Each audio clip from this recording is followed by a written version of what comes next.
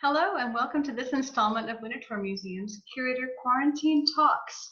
My name is Ann Wagner and I'm the Curator of Decorative Arts at Winterthur.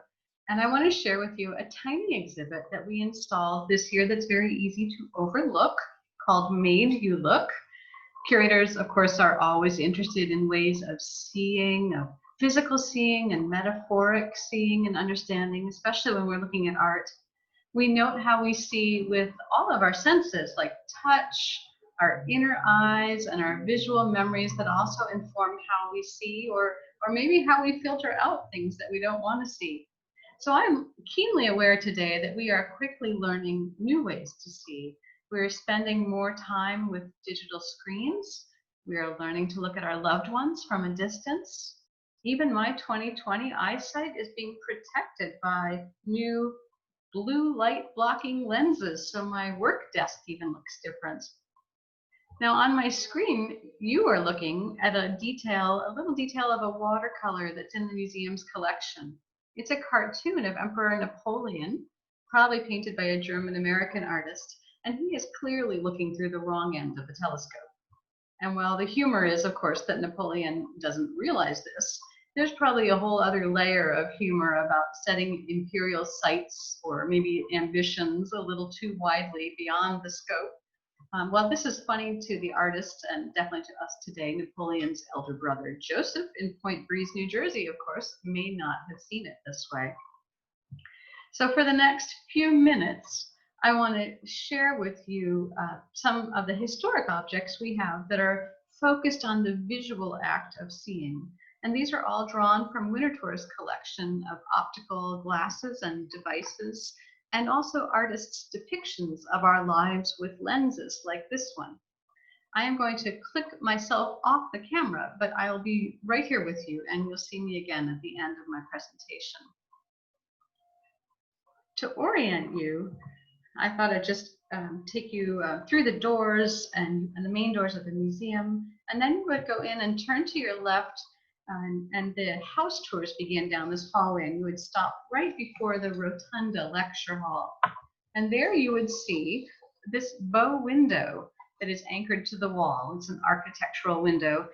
This is a little space that lets us highlight small focused topics. And this year we chose lenses because Winterthur has a collection of nearly 100 historic spectacles, but also because the act of seeing is such an important way to receive ideas and inspiration, not to mention, of course, that this is the year 2020, so it plays with that whole vision theme that we had going. The window is organized into three groups. The top is seeing and being seen, the middle is bespectacled, and the bottom is taking the long view.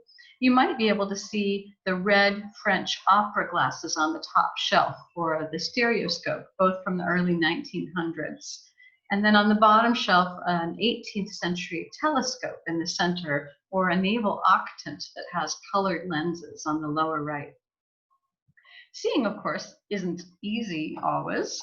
Very few people have been able to retain 20/20 vision for their whole lives.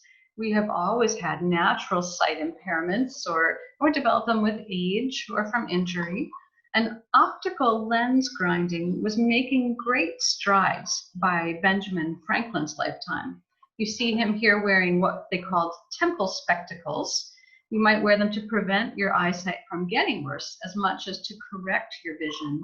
And Franklin was an avid reader and a writer, of course, and he helped to popularize or at least experiment with an early form of bifocal lenses where they actually had two separate lenses, one for nearsighted and one for farsighted, cut in half and then divided horizontally across each lens. They can't have been easy to use, but he liked to be able to have that flexibility. Also in Winterthur's painting collection is this charming painting of a young boy gazing over those adult-sized temple spectacles as he's looking over the newspaper. He's got a walking cane in the crook of his elbow and an old man's revolutionary hat on his head. So this reminds us that spectacles, or glasses as we call them, eyeglasses, have also been used as visual shorthand for age and wisdom. Absolutely, artists are looking at that. Optical glass, or glass specially ground and prepared to aid sight, began really with the magnification techniques and experiments of the 1500s. It's a specialized skill and a craft that evolved from making precise, clear, convex, and shaped lenses that enabled that microscopic looking or bringing the horizon and the stars a little closer. So the exhibit includes a portrait that we have in the collection of a maritime merchant. He has a spyglass crooked under his elbow, which you can just see. And we also have in the exhibition a transit, which is with an integral level, a spirit level, so a glass also just holding that liquid. Used for surveying, generally on land. This one happens to be made in England most likely and brought and used in America. American interest for business and certainly for scientific pursuits brought many instrument makers from Europe to this country, as well as their imported lenses and instruments. And here you can see just a famous local Philadelphia example, David Rittenhouse as a young man. He was both an instrument maker and an expert in the philosophical sciences of his era. So glass lenses enabled invention in every era, even today with innovations, certainly in the sciences and in lighting, for lighting purposes. Such devices also prompted innovation in general glass lens design, and this was soon embraced by fashion, but certainly as for function. And for those needing magnification for reading, like Ben Franklin, single or paired lenses held in the hand often did the job. So this exhibition has a little reading glass with a green stone handle. It actually feels very nice in your hand. It's really well balanced. And likewise, we have these clever folding spectacles that have an integral handle. And that's, if you look at the brass case in the upper left, it pivots around so you can hold it in your hand at a right angle and look through those glasses. And then, of course, also you can close it by putting the spectacles inside the case and safely carry them with you as you go. But the idea of wearable magnifiers became a very practical answer. Although anyone, of course, wearing them today knows that frame weight and the fragile material so close to our eyes is a concern for design. Early opticians designed ways to wear these thin lenses, and some were more comfortable than others. One that you're seeing here in the upper left was to pinch a wire frame over the nose, or the pince-nez, or balance it just lightly on the bridge of your nose, like this very, very early pair that we have in the collection in its very simple wooden case. To take this photograph, we've slid the top off. It just has a very simple little slide lid and then excavated, carved out circles that conform to hold glasses in place. The case on the lower left, just below it with that chip carving, is telling you what it once held. It's empty today, but you can absolutely see a nice early pair of pince-nez glasses would fit right inside it. And the museum's collection is so deep. I don't have, not in the exhibition, but I can show you in the house, folding spectacles. This one has the upper one has a hinged pivot at the top and then a shagreen case, or just a simple, very light copper wire around that single magnifier and its red paper, 18th century red paper wrapper that still survives, which is pretty remarkable.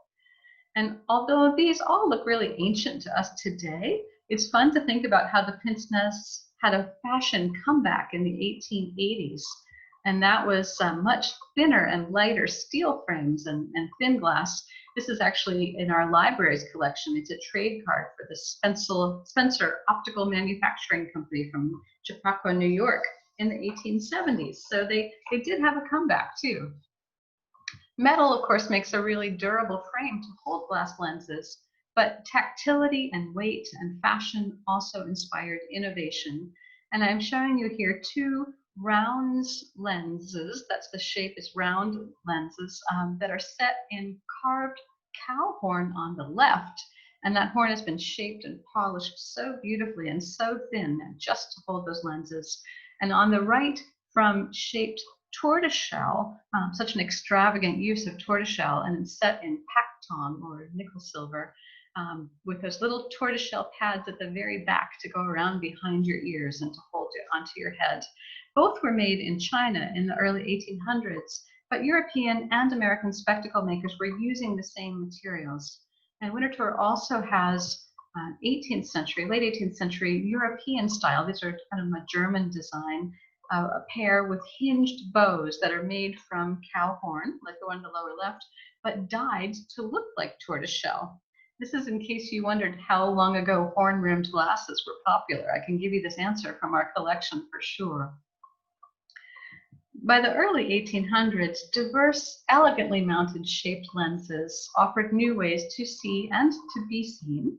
And I love this cabinet card of Sojourner Truth for many reasons. Cards like this were sold to help her fund her very influential preaching against slavery in the mid-1800s. But this is a staged portrait, and it's showing her wearing very, very lightweight, I think octagonal shaped reading glasses, very much like the gold pair that you see in the lower right from Winterthur's collection. We have a couple pairs like this, and one actually has a woman's name engraved in tiny letters on the top of each of the frames for each lens. Just really delicate. When you see how elegant and spare they are, you can appreciate that weight, and also just having a little piece of almost jewelry on your face to aid with your vision was part of the lens and spectacles design. Today's fashion-forward colored plastic lenses, of course, and UV filtering lenses actually began with the 19th century and tinted glass lenses in the marketplace. These were thought to protect weak eyes from sunshine or even lamplight, argon lamps that were too intense. So to see that, I'm showing you an image of an elegant young doctor in our collection. He's wearing greenish blue tinted spectacles in a portrait miniature that he had painted for his wife. And I find it so interesting that he wasn't painted with his eyes visible. In 1797, a British optician's patent, and you can see I'm talking about the spectacles in the upper left here. 1797, a patent for double lenses that were hinged like this. So you could fold them forward or put them to the side with the color or clear option. This was patented, but it inspired loads of other spectacles makers to make colored glass. And so I'm not sure it was a patent that was enforced very much. And this was for eye protection as much as for magnification. And then on the right, I'm showing you, just to give you an idea of the range of choice in eyewear in the 1800s. This is an ad from the New York Daily Advertiser, a spectacles maker. He also made canes and whips and had lots of other materials. But he's choosing to call out for you the whole variety of frames and also the materials and choices that were used even for lenses, and pointing out that they could be ground concave for short-sightedness or convex, and was using colored glasses. This is probably fine Italian colored glass, or even pebble you see in there. And pebble meant lenses that were ground from clear and imported Brazilian rock crystal. Just imagine looking through pebble lenses next time you read your favorite Victorian novel. That's exactly what people were doing.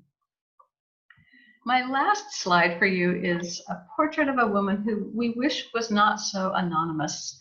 She's posed with a leather-bound book just beside her on her table. And although we do not know who she is, we can tell by the lovely gold-framed magnifying lens that she's holding that she looked closely at her world. And this woman who lived 200 years ago was an inspiration for our exhibition in the galleries, Revision 2020, through a woman's lens. And you can see her hanging here in the middle of our prop of a lens. And this is an instigation and invitation for all of our audiences to come and have a closer look at the artwork in the galleries. And I hope that you will enjoy looking at her and all the fascinating objects that are inside the museum that we are now making safe and available to you. So whether you are putting on or taking off your computer glasses or your sunglasses in the summertime, I hope that you will enjoy knowing a little bit more about spectacles and ways of looking, and enjoy looking at things at Winterthur in happy times ahead. Thanks so much for spending time with me today.